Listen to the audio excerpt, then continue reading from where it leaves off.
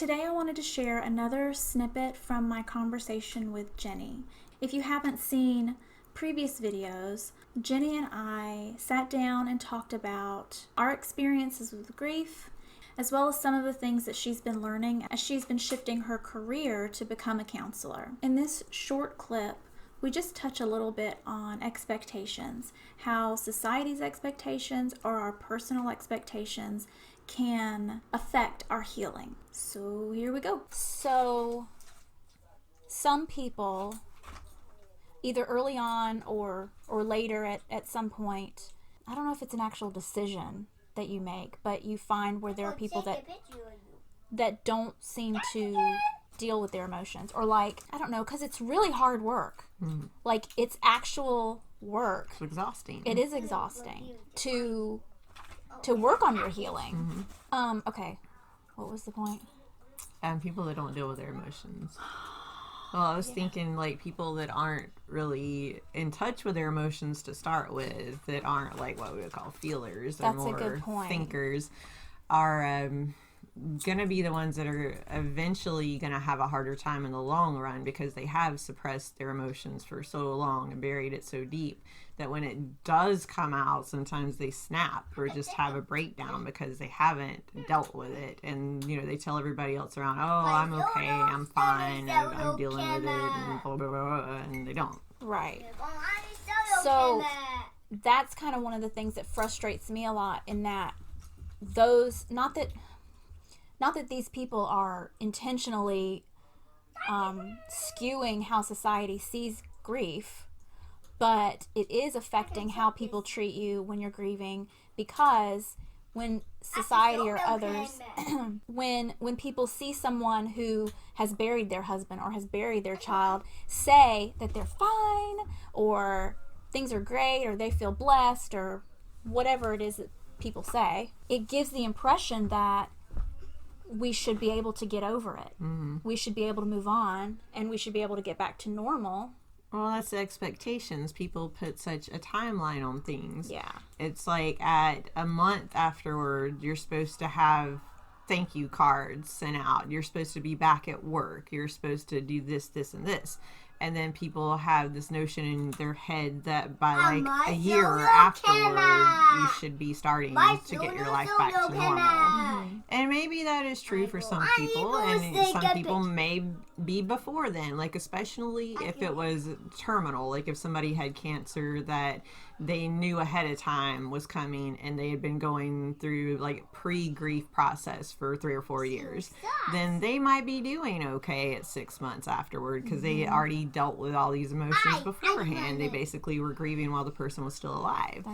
But like a sudden traumatic death, like what we both experienced, of course, is going to take someone much longer to work through, because you're not expecting it, and nothing can prepare you for all these deep emotions that you're having to process. Hello, thanks for joining us.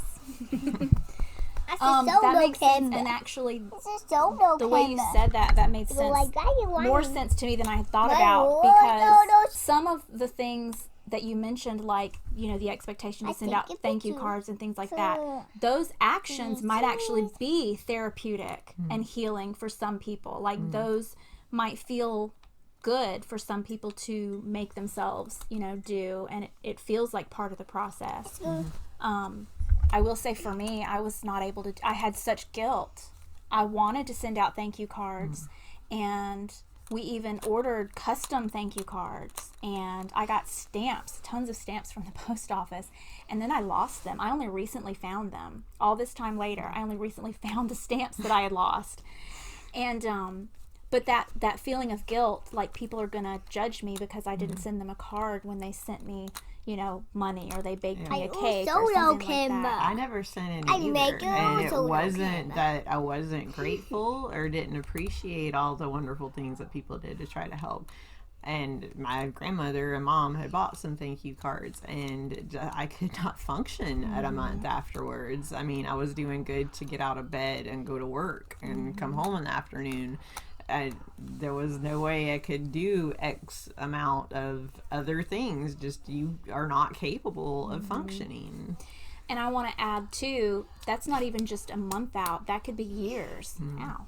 That could be years out of from the event, that you are still only able to do so many tasks a day, or things that are emotionally taxing like that. Like, I want to say, like why are you torturing yourself that you think you have to get the, I mean, just to continue to use the example of cards. Why are you torturing yourself that you have to get out cards? If someone's judging you for not having sent them a thank you card, then whatever gift they gave you was not given in the right frame of mind anyway, to have been sent to someone who, to someone who had just buried their husband or their child.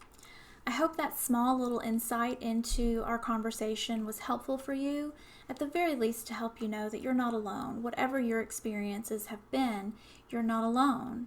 Grief is very individual. If you want to share in the comments something that this brought to mind for you from your experience, that would be great, because the more that we share with each other, the more we realize how normal it is for all of the things that we experience when we're grieving.